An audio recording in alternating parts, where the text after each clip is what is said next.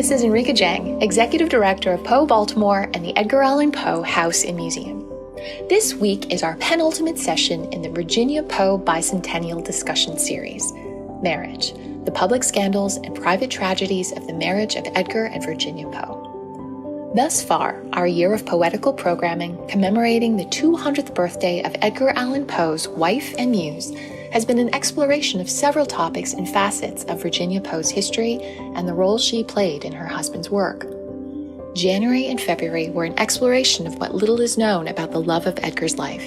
Historians from the famed Westminster Hall and Burying Ground in Baltimore and the Poe Cottage in the Bronx, New York, introduced some of the controversy and scholarly debate about the Poe's marriage and early deaths. In March, presenters from the Maryland Women's Heritage Center provided insight about the socio-economic and political context of the era to better understand the lives of women in Virginia's day. In April, we explored the only surviving work of Virginia Poe and welcomed contemporary poets from Baltimore and Richmond. And in May, we took a step further back to delve into the lives of more women in the Poe family with fascinating hidden histories of their own. June is wedding month, and our discussion centers on marriage, specifically the circumstances that prompted a 26-year-old Edgar Allan Poe to marry his 13-year-old first cousin and their married life before Virginia's illness and painful death. Our guests include Dean Knight from the Poe Museum, who will perform a special dramatic reading of Edgar Allan Poe's epistolary proposal of marriage to Virginia and share what is known about the newlyweds' lives in Richmond. Another featured guest will be historical fiction writer Lynn Cullen, author of the best-selling novel Mrs. Poe. In previous sessions, we've introduced a scandal-ridden period in the final years of the Poe's marriage, including rumors of infidelity that may have driven Virginia to an early grave.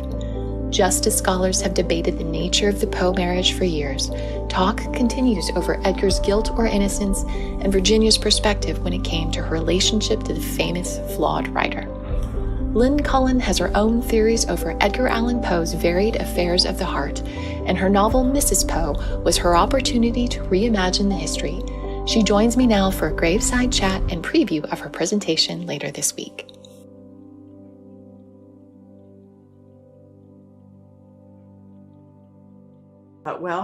I like him, but what about the women in his life? I didn't see much about Virginia. Not much is known about her.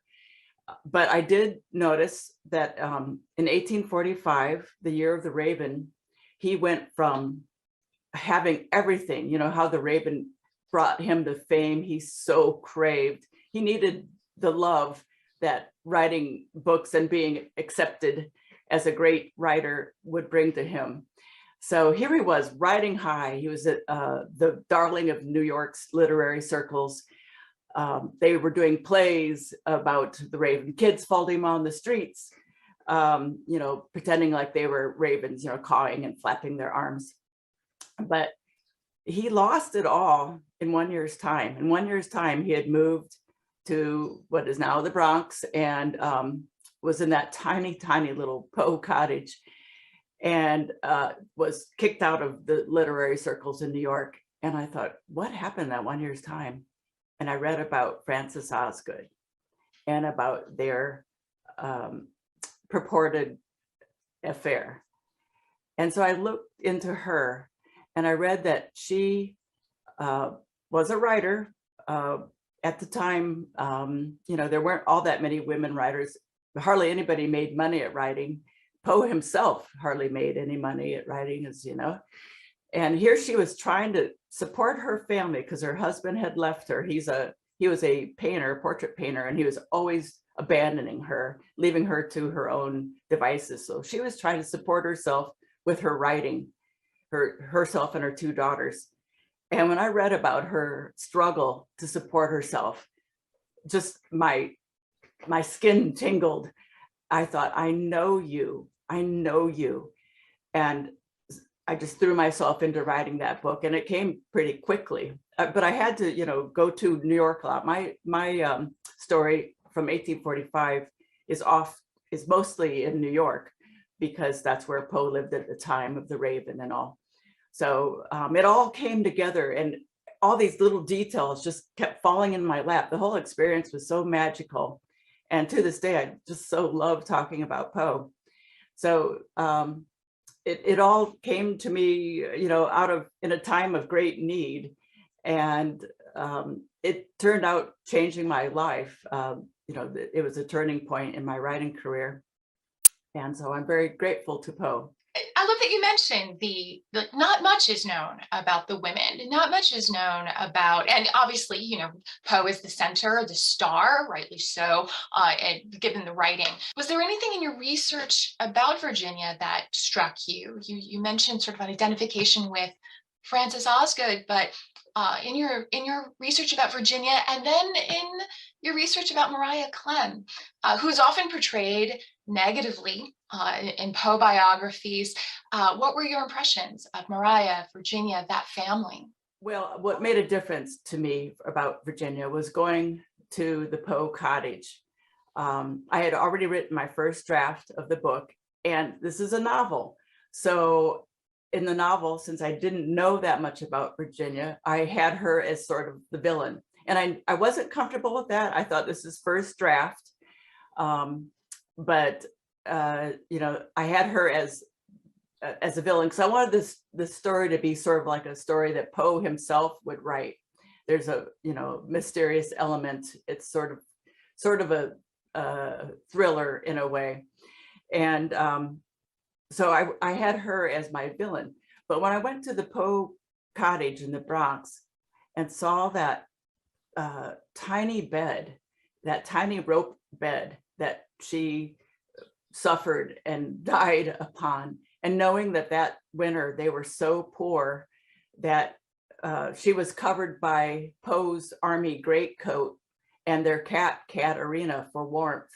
In fact, I read that there was a drive for them when somebody came to visit them and saw her under that army greatcoat with the cat, knowing that they needed blankets, and so there was a drive for blankets for the Poes. I mean, imagine that. That's as poor as you get. But when I saw that bed in this tiny cottage and thought about her suffering, I knew that I had to change my book. I knew that she could no longer be my villain. I started to have so much more sympathy for her. Now, I always felt that my impression was that she was not really fully formed. She was so young and protected and sickly that I don't know that she was, very mature. And so I have her being a bit unformed in the book, for that reason. And as far as Maria, I did read a lot of those negative things about her. But on the other hand, I secretly admired how she got Poe his job at the newspaper. They were living near Croton, I believe, and she took this long walk to get him a job. So I knew that she was spunky. I'd heard other bad things, like how she would give someone one of his books and then take it back and sell it and that kind of thing. But they were desperate for money, really, really desperate for money.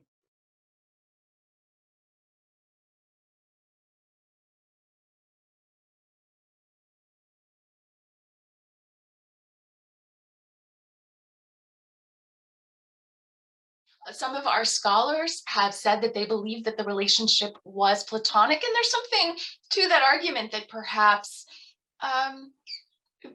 if they were having an affair, they were terrible at hiding it. They didn't seem like they were hiding it, and yet people still believe maybe because it was so public that nothing was really going on. But you feel differently? I do. Frances's friends, Margaret Fuller and Anne Charlotte Lynch, who ran the Conversaciones in New York, they believed that there was an affair.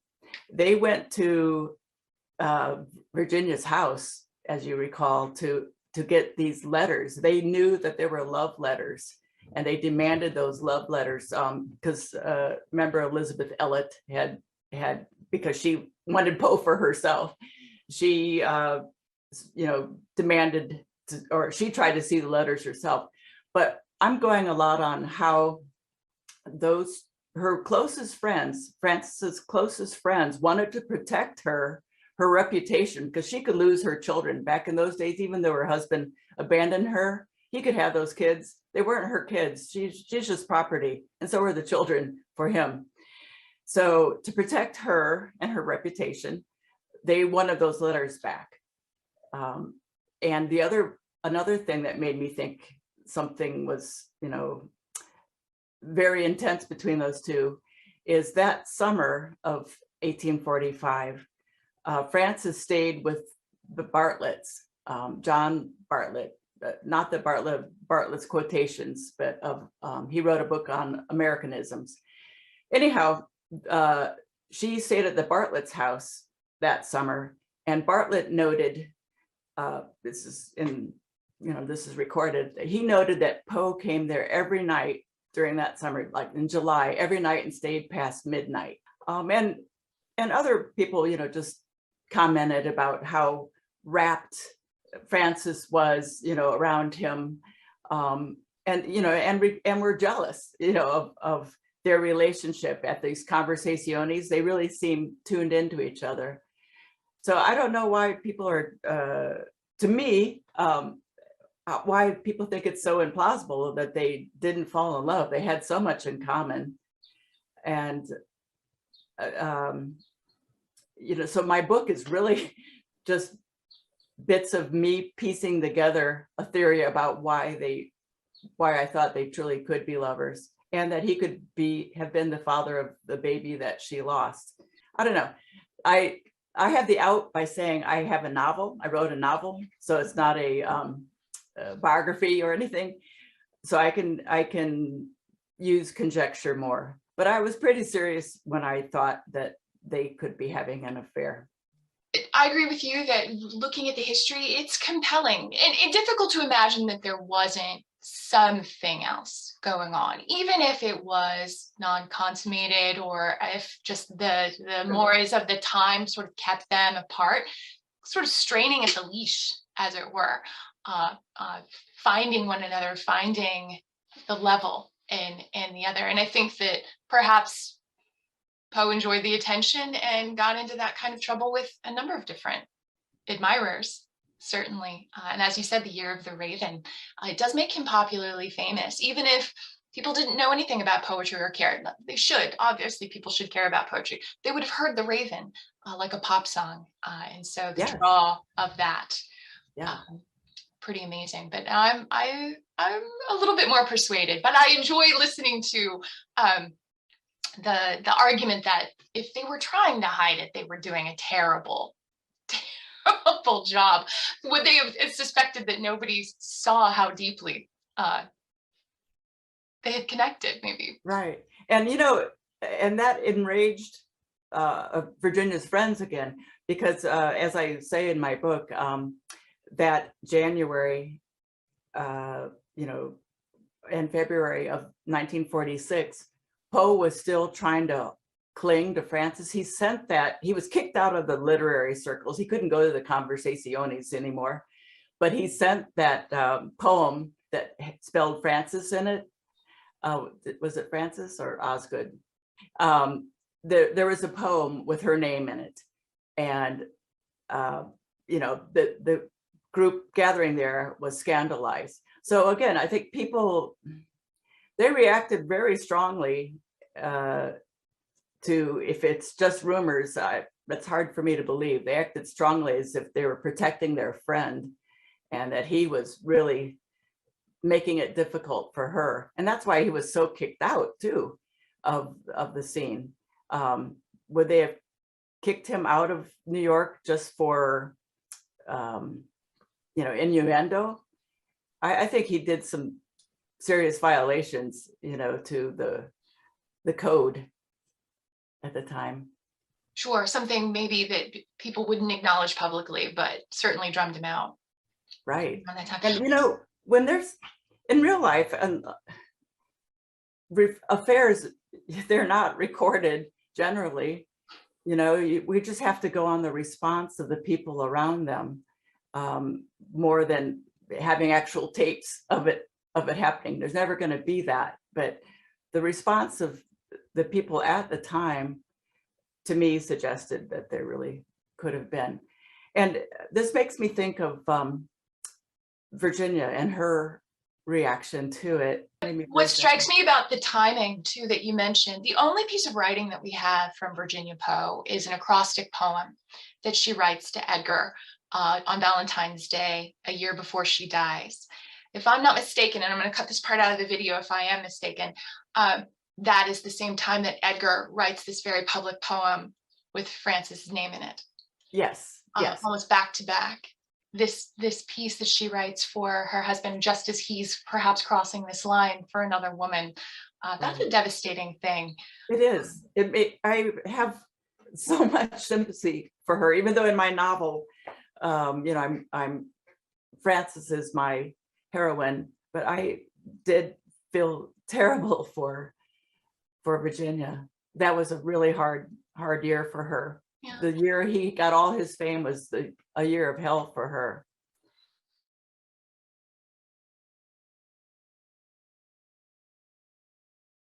I don't know, maybe the year the raven went to his head, like it does people. Fame, it destroys people, and maybe this had a lot to do with him kind of losing his mind with Frances and other things. But that, I always felt that he loved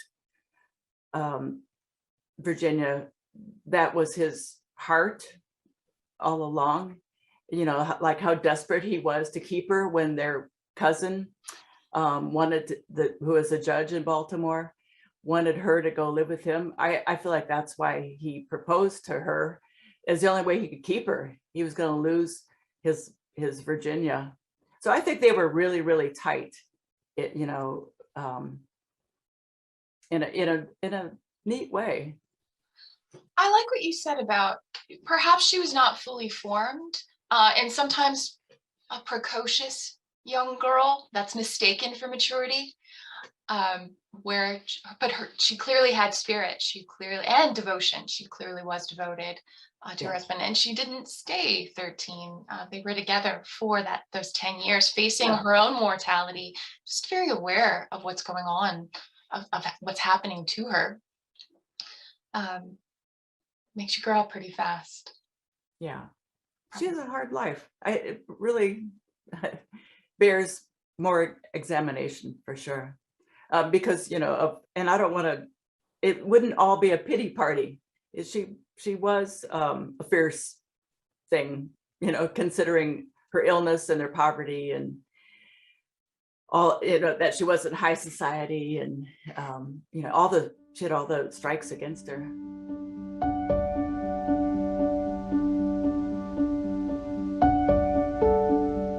Join the discussion. Register to take part in our live recording and Q&A session for Marriage, the Public Scandals and Private Tragedies of Edgar and Virginia Poe on Tuesday, June 21st at 7 p.m.